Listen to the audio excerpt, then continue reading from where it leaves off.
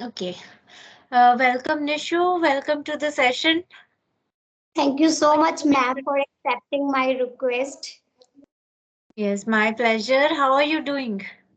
Yeah, I'm doing excellent. How about you, ma'am? I'm also doing good. That's great. And yeah. So, do we have any agenda? Let's first begin with quick introduction. Okay. Yes, ma'am. Okay, so I want you introduce first, then I will. Okay. So, as you're already aware, my name is Mandeep Kaur, and I run a channel, Fluency Goals by Mandeep, on YouTube. And I have been an educator for the past 15 years, and I have been teaching English for as long as I know. And it is my passion, English language.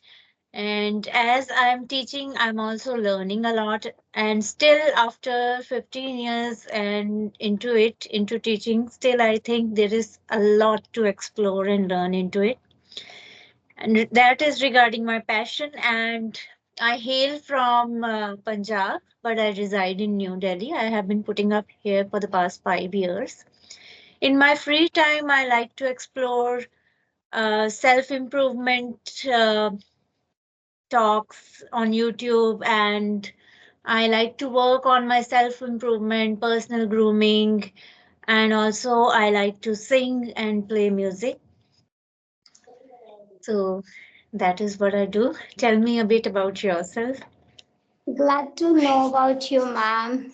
You are quite passionate as well as you are very excellent at this language because I watched your couple of videos and I was quite interested to be honest. That's why I showed interest to to connect with you. So as far as a concern of my introduction, this is Nishi Gupta and I was born in UP but brought up here in Punjab. Last 20 years I have been living here in Punjab. And if I talk about my qualification, I'm a graduated in English literature. Along with that, I also appeared IELTS exam. In IELTS, I got overall 6 bands. At present, yesterday itself, I got a job in a college. I'm teaching BA students because it's a very small college, and because teaching has been my passion, so that's why I always inspired from the teacher, and that's why I was like waiting to get a good job in a good college. So I got a good job in a college, and coming to my hobbies in my free time, sometimes I do dance, and I'm also somewhere excited inspiring to become my self version. Like I want to change myself as compared to my past Mhm. because in my past I made so many mistakes, so I'm trying to improve my English as well as my personality. And so this is about myself, ma'am. Okay, that is quite inspiring. So you have already started working in a college as an educator. Yes, Uh, ma'am. uh, do you mind if I ask what place you are in Punjab? Since I Yeah, feel a I'm from strong connect to the place. Yeah, I'm from Husharpur city. One thing I forget to mention, I am also a YouTuber. Recently, I started my journey, and it Mhm. has been 2 months since I have been uploading my videos. And my channel name is Learn with Nishu. So how's the channel going as per? Yeah, it is going good because I am very new in this field. But people, Mhm. they are liking my videos, they are encouraging me. So that's a positive feedback from the people, I can say. And you also told me that you have appeared in IELTS exam. And that is, I think, in Punjab, it's a rite of passage for people. They like to test themselves that what score they are on at IELTS, whether they are planning to go abroad or not. And did you take it as a rite of passage, or did you take it to assess yourself, or you had plans to go abroad? What was the purpose? To be honest, I had two major reason appearing this exam. The first was I was forced to clear because my family, my sister, she was encouraging me that you have to go out of India, you have to settle in like out of country India. So for that reason, I started like preparing my exam. But my personally experience was to analyze my level of English. That was Mm-hmm. somewhere I was putting my extra mile to Mm-hmm. enhance my English, not only English, my communication skill as well. So there was Mm-hmm. two main reasons. First was my sister's goal, and second one was analyze of my level. And what was your score, if I may ask? I got six band. Okay, okay. And this has completely, changed the course of my conversation. Now I'm interested in, discussing more about IELTS, since a lot of audience on my channel is from the people who are preparing for competitive exams as well. As you might have seen that I have a whole bunch of basic grammar series videos that can give you strong foundation in your grammar as well. So my question here to you is, like, there are four modules, right? Four skills that IELTS exam assesses you on, that is reading, listening, speaking, writing. So what is that one skill that personally you, even being at an intermediate or advanced level, even you face challenge in dealing with? Which skill was most challenging for you? That's a really fascinating question. I would definitely answer it. To be frank with you, I found reading difficult because maybe lack of concentration, lack of vocabulary. That was the major issue which I faced during my preparation.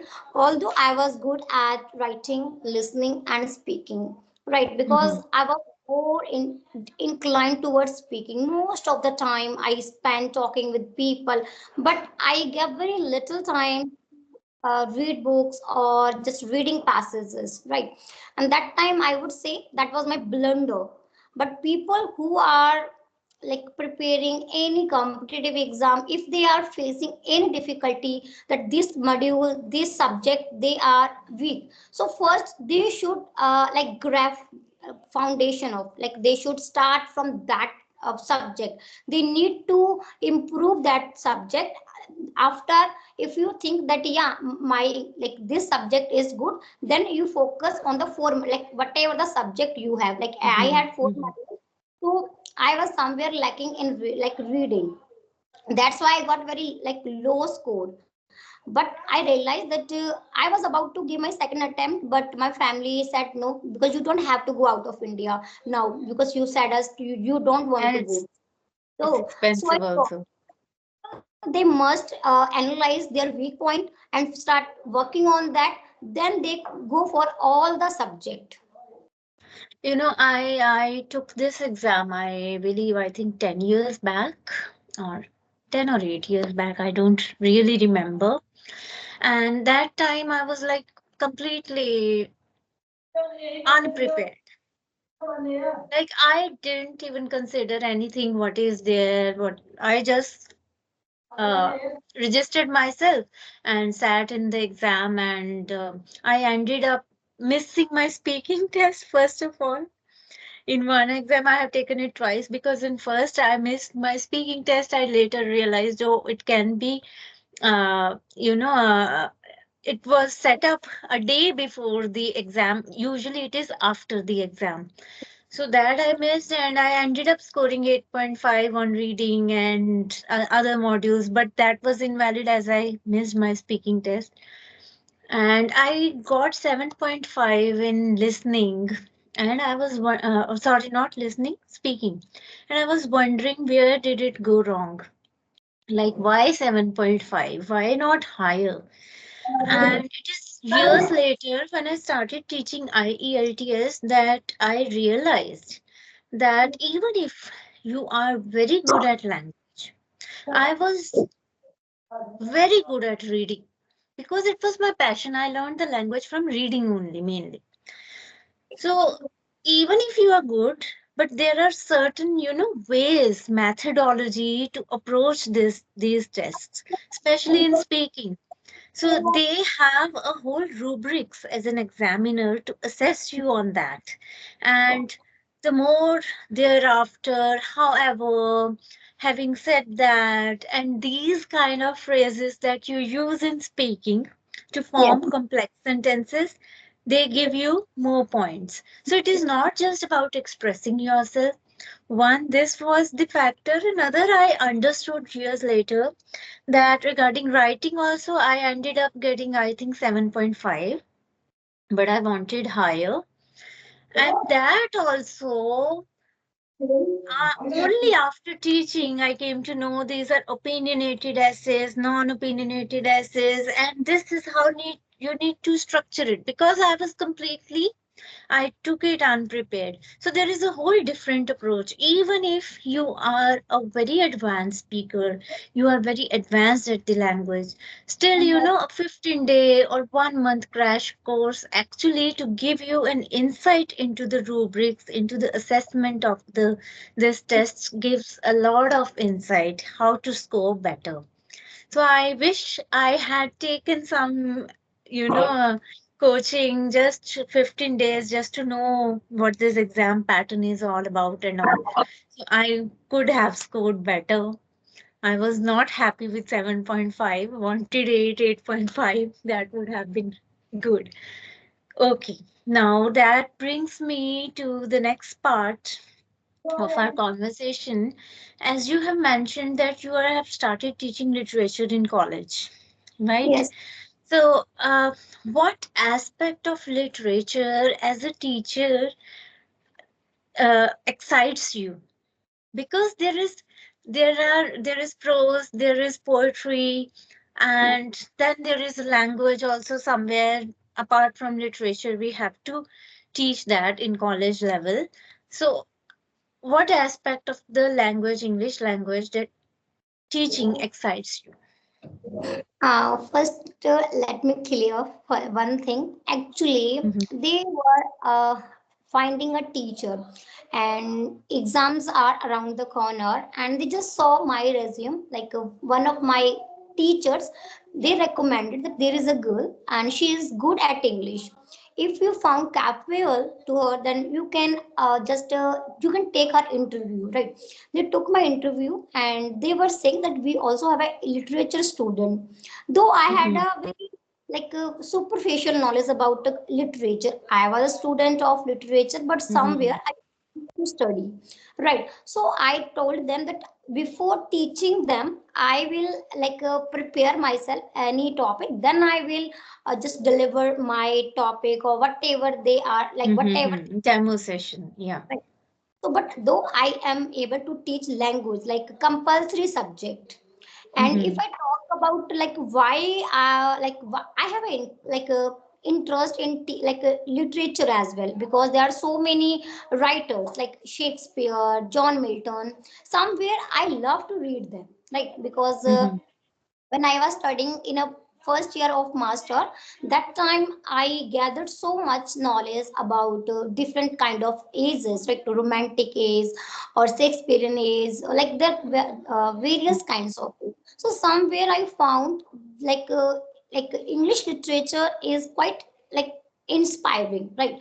They had a mhm, very beautiful work and the lifestyle of the people. So I found that yeah, I can pursue my post graduation simultaneously.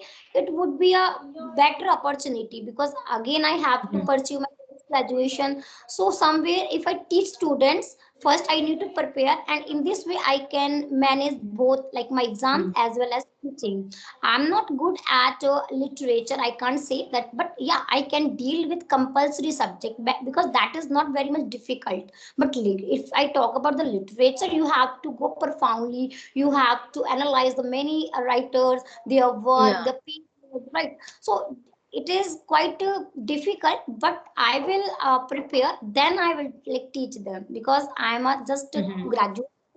So I can't say that. So could you tell me what was the question, ma'am? I again forget. Right. I'll come to that, and you have been quite elaborate in letting me know about your journey, and that has, put me down the road of nostalgia, and I could actually feel all my college moments getting alive there. And I remember when I was doing literature, I was in college, honor student, and you must know, as an honor student, you have to study three Sub- English subjects. One subject. is general English, one is elective English, one is English honors. And I had, like, for one exam, yearly exam, I was studying 20 literature books only. I had different, and I had a great passion for reading John Milton, John Donne, and Kamla, Kamla Das, and I really loved that poetry, and especially one that is not. I have John Keats, La Belle Dame Summer Says by John Keats, I guess. That was Uh, my favorite. La Belle Dame Summer Sea, the longest poem, and I had memorized it by heart. And I remember I was so passionate about literature. I really loved and Midsummer Night's Dream by Shakespeare, that was there in the course. Hamlet, So, that is famous work. Like I can say, Hamlet is very popular. That's why like Shakespeare is known for his like a different kind of yes. literature, And literacy. then there are the whole set of speeches to analyze. Jake is from Midsummer Night Dreams. I remember that melancholy speech on the ages of life. And now my memory is also not that sharp, and it is years back I studied, but you have taken me down that memory lane. Okay. Is there anything that you wish to ask me? Yes, ma'am. I would like to know that how we can be organized in English. So suppose if you are asked to give a random speech, honest yes or in 10 Mhm, people. So if mhm, someone is don't know, like he is not prepared, he has to give extempore presentation. So how that mhm. person start with the basic knowledge with that topic? Like first, like Okay. how they can initiate. Mhm. That is a very good question, actually. And I have recently quit my job from school, and I prepared students in extempore speeches, and I used to give them these tips. And I'll definitely provide you with that insight into that. First of all, whenever you get a topic for extempore speech, you get a minute, I guess, to Yes. recollect your thoughts and all. So one thing that people often, it's not only about speech extempore, that is like from competitive perspective, but even as we are talking, that is a kind of extempore only. You ask me a question on this topic, and I am organizing my thoughts on that. So one thing is, you do not need to answer any question right there and then. Take a moment, take a pause, ponder over it, repeat the question first. Like, you have given me a topic, how to prepare an extempore, and I have just repeated the question first. Like, what are the insight into preparing extempore? What is extempore, and what are the various aspects? I talked about competitive exam. I talked about this is also extempore. Now, Hmm. one thing is take a pause. Number one point. Number two, repeat the question. That gives you time to organize thought. Answer the what of the question.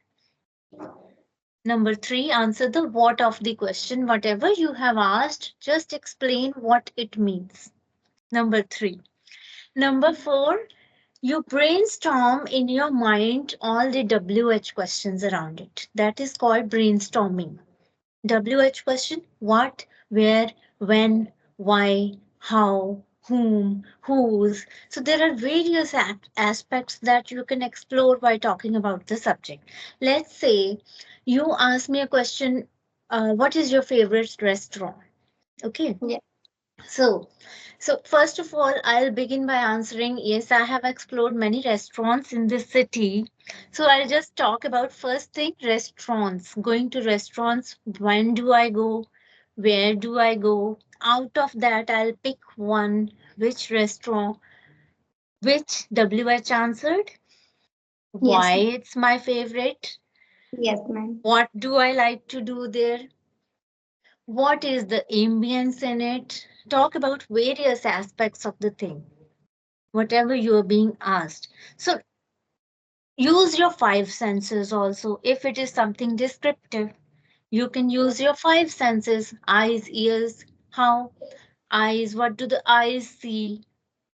So talk about all those aspects. What do you hear? What are the sounds around? You can talk about those aspects. And it can be used, five senses can be used regarding the descriptive aspect.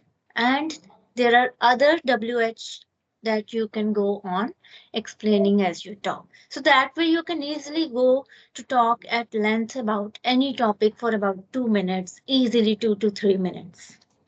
So that is the way, and always give a conclusion to your extempore speech. I Yes, think. ma'am. Absolutely right. The I think the methods or the techniques which you have provided are quite beneficial, because now sometimes we what we do when someone gives something to like answer, now we start immediately without even pondering, right? So first we need to take 2 to 3 minutes, then we can answer whatever they are asking. But some people, they are quite in a hurry, even if they don't know, and they start just talking from here and there. So in this way, I don't know why, but they start, at least they should take moment, then think, and they can just take a moment how I can initiate. So whatever you have, we must be very active, right? First time, no, like whenever someone asks, we must be active. We use our all senses. We have to Mhm. give a sign of mind to think it, like then we can initiate whatever they are asking. So thank you so And much, I ma'am. would like to add something here. I would like to add something here. I forgot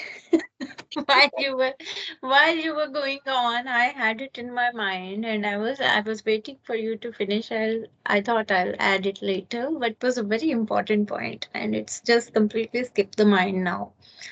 I hope it will come back. Take a moment, Yeah, ma'am. It yeah. will definitely Okay. come back. Yeah, got that. Yes, one thing I wanted to add, as you mentioned, like people they struggle sometimes organizing their thoughts, and they quickly start speaking.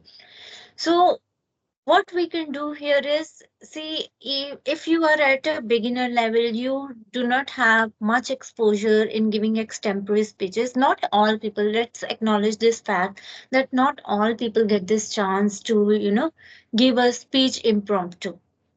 Yeah, just And now. what you can initially do is by practicing pen and paper style for organizing of thoughts, brainstorming. So key points, just write what, where, when. Do not keep writing all the text, just the key points which you can elaborate on. So first you need to develop the skill of brainstorming. So that can work initially as you start practicing it. The brainstorming would start coming mentally to you. So important aspect is that we should be able to do it mentally without even a pen and paper handy. So to begin with, we can start that way, practicing on a pen and paper, and later on move on to brainstorming mentally. So that is what I wanted to add there. Yes. Yeah, because I think that's why we are given pen and like pencil and paper in IELTS exam, so that we can just jot Mhm. down the important point which we Yes. have to read.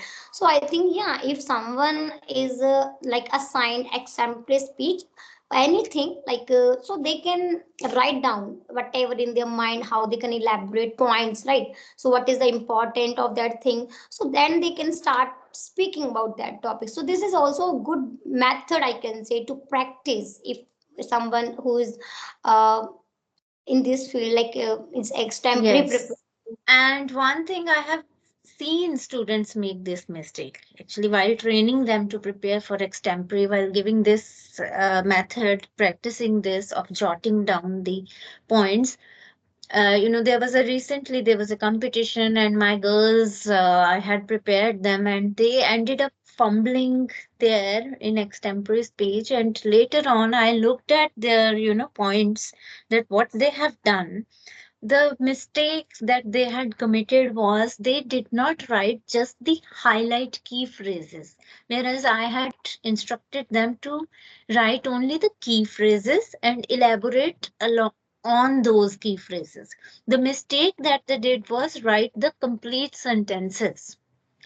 So that way, Yes. you are not able to quickly take a glance while speaking that, okay, this is my key phrase when you have written it all in a sentence pattern. So that's somewhere that hampers your, thought process. So that is important to take note of initially when you start practicing. Yes, you're absolutely right. Because I also did the same when I was very new in IELTS. So one teacher he recommended that whenever you are assigned any like a topic for 2 minutes on the spot, you are supposed to like speak on that, right? Mhm. So you can jot down some important or highlighted point which are really important. But I started writing like whole sentences, like Mm, paragraph. And he suggested right. you are doing wrong this thing, right? You can't just write every point in 1 minute, because they will give you only 1 minute, and half minute you will waste in your thinking as well, right? So you left half minute, so how will you manage? So then I started just jotting down highlighted points which are I like, suppose I have a like someone gave me a topic that describe your favorite place, like, so I can just jot down where, how, like why I did go there. So just important points I can write, then I can start speaking, so which I did, I think. So the method you have explained, so very, very important, the It people works. I think who are Hmm. facing problem. Yes, and we should consider it like a PowerPoint presentation, just the Yes, ma'am. points which you need to elaborate on. So Hmm. I think to wind up this session, we have discussed a lot into, the way to go about with IELTS skills and how to organize your extempore speech. And that was quite an insightful session with you, and it was really good to know you better, to interact with you. Thank you so much from bottom of my heart, because I was requesting you, and finally I had a chance to interact with you, and I learned so many things, right, which are really helpful, and I will keep those points in my mind whenever I just time whenever I get any kind of situation. So I will use those five senses to present myself. And moreover, I felt very jubilant talking with you. And thank you so much, ma'am, for sharing all these tips. Thank you. This is It's a completely very my great pleasure. conversation. And looking forward to have one more session with you. Sure, we can arrange anytime. Thank you so much, and Oh, have a nice day ahead, ma'am. thank you. You too. Bye bye, ma'am.